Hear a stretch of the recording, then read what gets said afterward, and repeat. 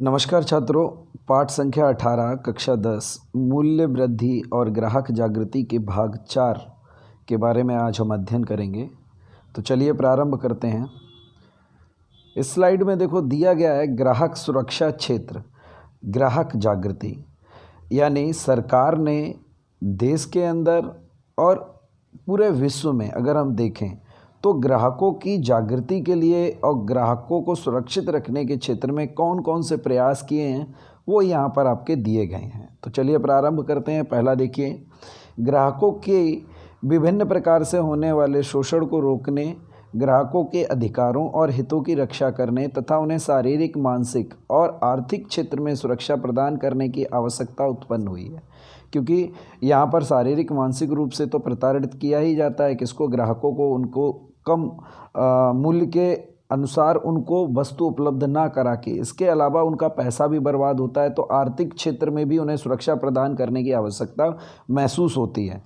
तो सर्वप्रथम अगर हम देखें भारत के अंदर, तो भारत में ग्राहकों के रक्षण के संबंध में कौटिल्य, जो चाणक्य कहलाते हैं, उनके अर्थशास्त्र, उन्होंने एक किताब लिखी थी अर्थशास्त्र में, उद्योगों और व्यापार द्वारा ग्राहकों के साथ किए जाने व्यवहार और शोषण का उल्लेख है। यानी सर्वप्रथम भारत में कौटिल्य, जो चाणक्य हैं, उन्होंने अपनी पुस्तक अर्थशास्त्र में बताया था कि किस प्रकार ग्राहकों का व्यवहार होता है और उनका शोषण किस प्रकार किया जाता है। फिर देखिए दूसरा पॉइंट यहाँ दिया गया है, अमेरिकन राष्ट्रपति जॉन फ्रैंकलिन कैनेडी ने अमेरिका की संसद में 15 मार्च 1962 के दिन ग्राहकों को 4 अधिकार दिए और ग्राहकों के मंतव्यों को सुना नहीं जाता, इसके लिए व्यथा प्रकट की। उन्होंने 4 अधिकार दिए किसको, ग्राहकों को। किसने? अमेरिका के राष्ट्रपति फ्रैंकलिन कैनेडी ने। और उन्होंने बताया कि जो ग्राहकों की समस्याएं होती हैं उनको सुना नहीं जाता है, इसका दुख भी उन्होंने प्रकट किया। आगे देखिए तीसरा पॉइंट यहाँ दिया गया है, कंज्यूमर्स इंटरनेशनल अंतर्राष्ट्रीय संगठन ने तारीख 15 मार्च 1983 के दिन ग्राहकों के 4 अधिकारों को दर्शाती हुई घोषणा की थी। जो अंतर्राष्ट्रीय संगठन है कंज्यूमर इंटरनेशनल, उसने क्या है 15 मार्च को क्या है आपका ग्राहकों के 4 अधिकारों को दर्शाते हुए घोषणा की, जिसके कारण विश्व में आज भी प्रत्येक वर्ष 15 मार्च को विश्व ग्राहक अधिकार दिवस के रूप में मनाया जाता है। अगर आपसे पूछा जाता है विश्व ग्राहक अधिकार दिवस कब मनाया जाता है, तो आप कहेंगे 15 मार्च। एक मार्च में, एक नंबर में ये पूछा जाता है। इसके बाद संयुक्त राष्ट्र संघ जो है उसने तारीख 16 अप्रैल 1985 की सभा में United Nations guidelines for consumer protection के कानून में ग्राहकों के मूलभूत 8 अधिकार घोषित किए और उसके अनुसार विश्व के देशों से अपने देश के ग्राहकों के लिए अधिकारों और उनके हितों के रक्षण के लिए प्रभावी कानूनी ढांचा बनाने की सिफारिश की थी।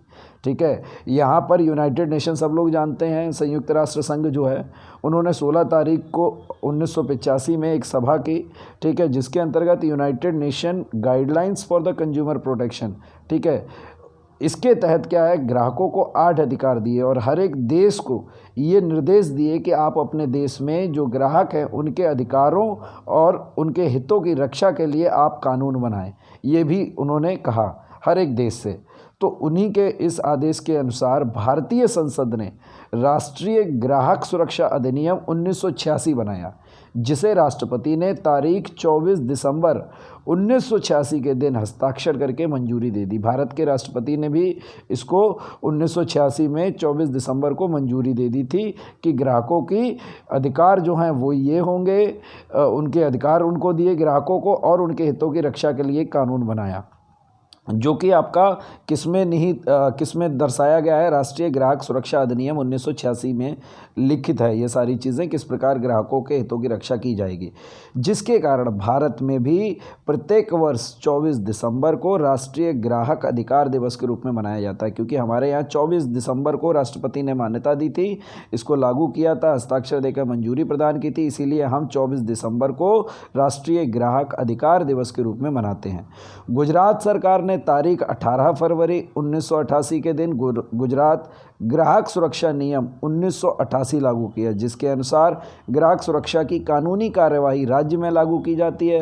भारत में ग्राहक सुरक्षा धारा में 1993 और 2002 में कुछ महत्वपूर्ण सुधार लागू किए गए। एक सबसे पहले कौन सा आया? राष्ट्रीय ग्राहक सुरक्षा अधिनियम 1986।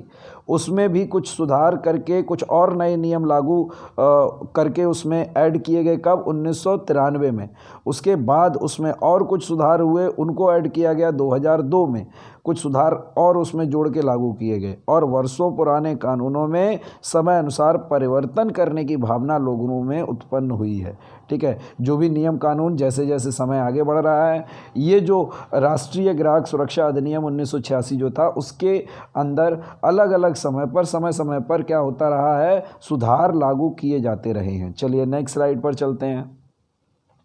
यहाँ देखो दिया गया है ग्राहक अधिकार का कानून। ठीक है, तो देखो इसमें पॉइंट क्या दिया गया है, ग्राहक का जो अधिकार है, ठीक है, उसके क्या का कानून के अंतर्गत क्या है, तो वो यहाँ समझाया गया। भारत में सामाजिक आर्थिक कानून के इतिहास में ग्राहक सुरक्षा अधिनियम 1986 जो सबसे पहले राष्ट्रपति ने कब आपका दिया गया था, आपको याद होगा, 24 दिसंबर 1900 कितना दिया गया था आपका, ये जो 86 लेके आए हैं उस समय चालू किया गया था। देखो यहाँ दिया गया है, कहाँ पर? इस वाली स्लाइड में देखिए, 24 दिसंबर 1986।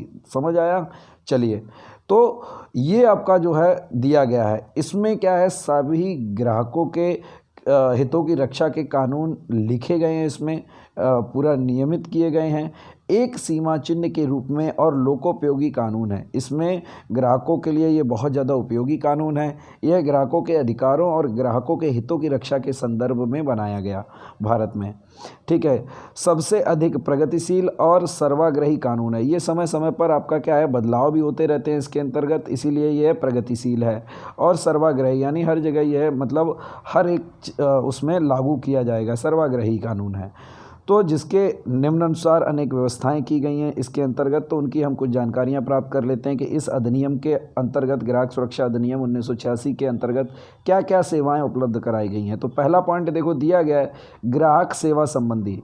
तो इसमें पहला यानी ग्राहक को जो सेवाएं दी जा रही हैं उसके संदर्भ में क्या क्या ग्राहकों के हितों की रक्षा करते हैं, तो वो यहाँ पर है। पहला पॉइंट देखो दिया गया है, एक इस कानून के तहत व्यापारी माल या सेवा के संदर्भ में ग्राहक की परिभाषा इस प्रकार दी गई है कि आप किस व्यक्ति को ग्राहक कहेंगे। तो व्यापारी के संदर्भ में क्या होगा? माल के संबंध में, सेवा के संबंध में क्या कब कहेंगे कि ये ग्राहक है, तो वो यहाँ पर दिया गया है। जैसे माल के संदर्भ में दिया गया है कि माल के संदर्भ में ग्राहक यानी जो वस्तु को खरीद रहा है उसको ग्राहक कहते हैं, अर्थात जिसे कानून का रक्षण है। इसके लिए नीचे दर्शाया कोई भी व्यक्ति, इनमें से ये नीचे 3 पॉइंट दिए गए, इनमें से इन तीनों पॉइंटों में जो भी व्यक्ति इन नियम कानूनों को पालन करेगा वो ग्राहक कहलाएगा। जैसे यदि कोई भी व्यक्ति चीज़, वस्तु या माल या सेवा को पैसे देकर अथवा एवज के बदले में खरीदी करे, अथवा वस्तु या सेवा देने के बदले में कीमत चुकाने की व्यक्ति गारंटी देकर अथवा कुछ कीमत चुका दे और बाकी रकम चुकाने का वचन देकर वह वस्तु या सेवा को प्राप्त करता है, तो वह व्यक्ति क्या कहलाएगा? ग्राहक कहलाएगा। यानी किसी व्यक्ति ने कोई चीज़ ली और जितना पैसा होता है उतना पैसा दे दिया, एक तो ये नियम हो गया। दूसरा है कि उसने क्या है कुछ वस्तु खरीदी, ठीक है, और उसके बदले में उसने क्या किया? गारंटी दे दी, कोई वस्तु दे दी। जैसे मान लीजिए मुझे गेहूँ चाहिए था, मेरे पास पैसे नहीं थे, तो मैंने उसके एवज में कोई पैसा दे दिया उसको, ठीक है, कि आप ये मेरा गहना ले लीजिए, इतने गेहूँ आप मुझे दे दीजिए, तब भी वो ग्राहक कहलाएगा। दूसरा है कि वो वचन देता है, कि वो कहता है कि मैं वचन देता हूँ आपको कि मैं इतनी तारीख को आपको पैसा दे दूंगा इस वस्तु का, तो भी वो व्यक्ति क्या कहलाएगा? ग्राहक कहलाएगा। दूसरा पॉइंट देखो दिया गया है, हफ्तों में चुकाकर अथवा किराए पर खरीदने की पद्धति द्वारा कोई माल सामान कीमत चुकाकर खरीदे अथवा सेवा किराए पर रखे अथवा सेवा प्राप्त करे और उस माल सामान को व्यक्ति या उसको कोई भी व्यक्ति उपयोग करे या सेवा का लाभ प्राप्त करता है, तो वह व्यक्ति ग्राहक है। कहने का मतलब है कि अगर कोई किस्तों में भी किसी वस्तु को अगर खरीद रहा है, किस्तों में, हफ्तों में चुकाकर, कि मैं इस हफ्ते इतना दूंगा, इस हफ्ते, तो भी वो क्या कहलाएगा? ग्राहक। दूसरा होता है किराए की पद्धति द्वारा, कि आपने कोई माल सामान ले लिया, ठीक है, और आपने लिया, किराए पर लिया और उसका आप उपयोग कर रहे हैं, ठीक है, तो भी आप क्या है? ग्राहक कहलाएंगे ऐसे में। फिर इसके अलावा देखो दिया गया है कि कोई भी माल सामान है, व्यक्ति अगर सेवा ले रहा है किसी भी चीज़ का और उसके बदले में इस तरीके से वो क्या कर रहा है, उसका चुका रहा है पैसे, चाहे वो आपका हफ्तों में चुका रहा हो या किराए पर खरीद कर चुका रहा हो, तो वो क्या है, ग्राहक कहलाएगा वो व्यक्ति। तो भी अंतिम पॉइंट देखो यहाँ दिया गया है, परंतु यदि कोई भी व्यक्ति खरीदे गए माल की फिर से बिक्री अर्थात धंधा की वाणिज्यिक उद्देश्य के लिए ऐसा माल सामान प्राप्त करता हो तो या किसी व्यक्तिगत करार के अधीन सेवा प्राप्त की गई हो, तो ऐसी सेवाओं का समावेश कानून में नहीं होता है, वे रक्षण के पात्र नहीं होंगे। अब क्या होता है कि मान लीजिए मैंने क्या किया, उस गेहूं को खरीदा, ठीक है, और मैंने उस गेहूं को खरीदा था, उस गेहूं को कहीं और दूसरी जगह बेचने के लिए, यानी व्यापार करने के लिए अगर मैं गेहूं को खरीदता हूं और वो गेहूं खराब निकलता है तो इसका सरकार रक्षण नहीं करेगी। जब हम अपने स्वयं के उपयोग के लिए जब किसी वस्तु का खरीदते हैं, चाहे वो किसी भी तरीके से खरीदी जाए, तब हम क्या करते हैं, इस कानून के अंतर्गत रक्षण के पात्र हैं। परंतु अगर हम व्यापार के लिए किसी वस्तु को खरीद रहे हैं, आगे हमें उसका व्यापार करना है, तो हम इस अधिनियम के तहत क्या है, आपके रक्षण के पात्र नहीं होंगे।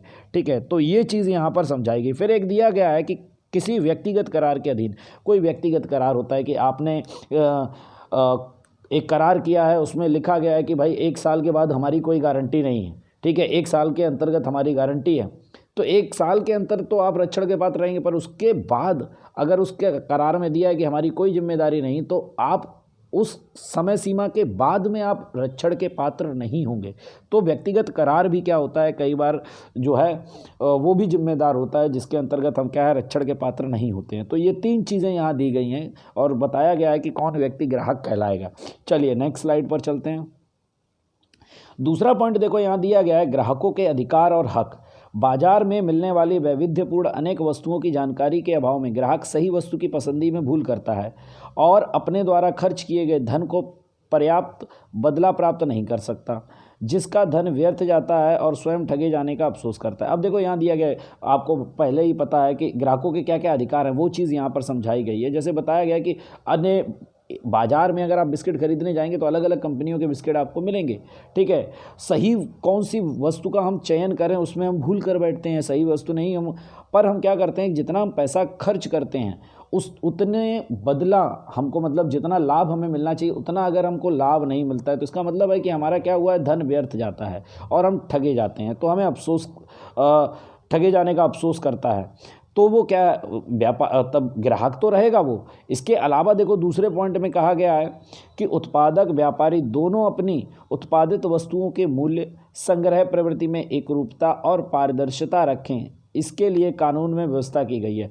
और ये भी कहा गया है, इस नियम कानून जो बनाया गया है 1986 का, इसके अंतर्गत कहा गया है कि व्यापारी जो है और उत्पादक जो है उससे क्या है, अपनी जो भी बातें हैं, ठीक है, उसको पारदर्शिता मतलब होता है कि जिसमें कोई किसी चीज़ को छुपाया ना जाए, ठीक है, उस चीज़ को क्या है, प्रत्यक्ष रूप से व्यक्ति के सामने रखा जाता है कि यह वस्तु इतनी है और इसकी इतनी मात्रा है, इतना इसका मूल्य है, ये सारी चीज़ों को दर्शाइए, इस चीज़ के लिए उपयोग में ली जाएगी। तो ऐसी व्यवस्था की गई। अगर कोई व्यापारी या उत्पादक किसी वस्तु को छुपाने की प्रवृत्ति रखता है या छुपाता है तो उसे इस कानून के तहत क्या है, दोषी माना जाएगा। इन व्यवस्थाओं से ग्राहक जागृत बनता है और धोखाधड़ी के विविध तरीकों, गलत पद्धतियों के विरुद्ध लड़ाई किस प्रकार से लड़ सके, उससे संबंधित शिक्षण और विविध उपयोगी जानकारी देने के कई अधिकारों की इस कानून में व्यवस्था की गई है। अब जब सारी चीज़ उस पर प्रिंट रहेगी वस्तु के ऊपर, तो वो ग्राहक अपने आप देख लेगा, मैं इसको लूँ या ना लूँ, ठीक है, ये मेरे लिए अच्छी है या नहीं है। और ऐसे में अगर उसके साथ धोखाधड़ी होती है तो वो उसको आधार बनाकर क्या कर सकता है, व्यापारी और उत्पादक के विरोध में क्या कर सकता है, केस फाइल कर सकता है और कानूनी लड़ाई लड़ सकता है। तो किस प्रकार लड़ाई लड़नी है, इन सारी चीज़ों की भी व्यवस्था इस अधिनियम के अंतर्गत की गई है 1986 के। तो इन अधिकारों का रक्षण करना ग्राहक जागृति का मुख्य उद्देश्य है। कानून के अंतर्गत ग्राहकों को 6 अधिकार दिए गए हैं, जिसमें पहला अधिकार देखो दिया गया है सलामती का अधिकार। यदि उत्पादन प्रक्रिया के अंत में चीज, वस्तु या सेवाओं से ग्राहक की जान का खतरा हो या स्वास्थ्य के लिए हानिकारक हो तो इसके विरुद्ध रक्षण या सुरक्षा प्राप्त करने का अधिकार होता है। सलामती का अधिकार कहने का मतलब है कि उसे अपनी जान को अगर उसे लगता है कि खतरा है, ठीक है, अगर उसके स्वास्थ्य के लिए वो चीज़ हानिकारक है तो वो क्या कर सकता है, अपने रक्षण के लिए क्या कर सकता है, अधिकार है उसको दिया गया है इस अधिनियम के तहत कि वो केस फाइल कर सकता है अगर उसे किसी भी तरीके का क्या है लगता है कि मेरी जान को खतरा हो रहा है इस वस्तु से, तो जो भी उसका उत्पादक है या जो भी व्यापारी है उसके विरोध में जाके वो क्या कर सकता है, केस फाइल कर सकता है। दूसरा पॉइंट देखो दिया गया है जानकारी प्राप्त करने का अधिकार। ग्राहक को चीज वस्तुओं की गुणवत्ता, जत्था, क्षमता, शुद्धता, स्तर, उपभोग, कीमत आदि वस्तुओं की जानकारी होनी चाहिए जिससे वह बाजार में व्यापारी की अयोग्य रीतियों और भ्रष्ट तरीकों से बच सके।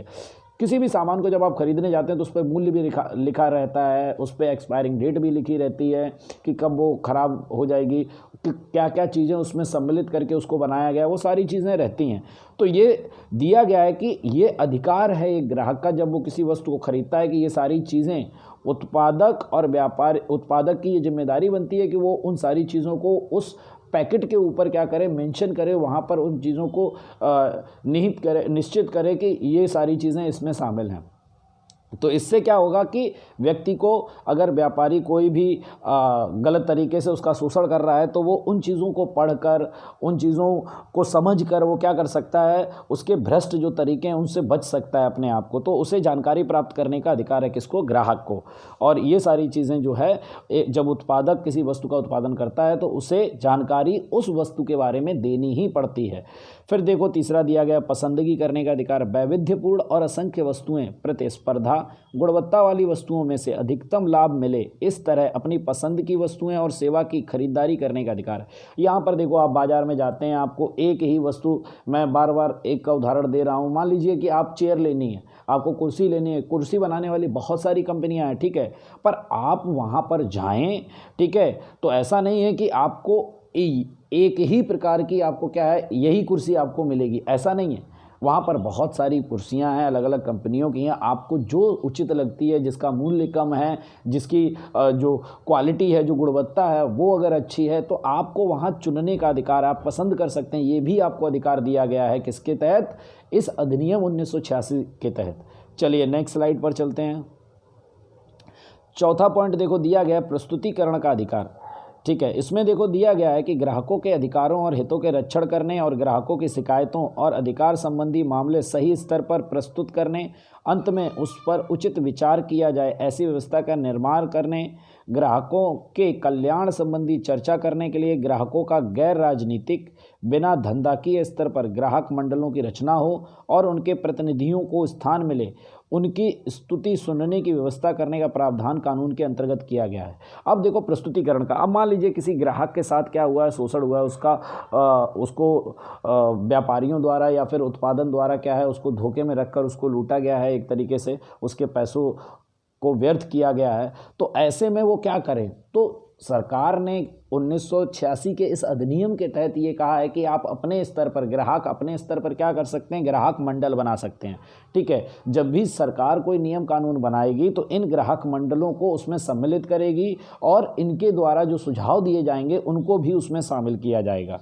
और जब भी कोई नियम कानून आएगा तो इनके प्रतिनिधियों को क्या है, सुनने का, उस पे जो भी चर्चा होगी उसको सुनने का अधिकार मिलेगा और जो भी उसमें संशोधन किया जाएगा इनके सुझावों के अनुसार ही उसमें सुधार किया जाएगा, शामिल किया जाएगा उनके सुझावों को भी और उसमें सुधार किया जाएगा। तो इस तरीके से क्या है, ग्राहक अपनी बातों को सरकार के सामने रख सकते हैं विभिन्न प्रकार के जो ग्राहक मंडल हैं उनकी रचना करके।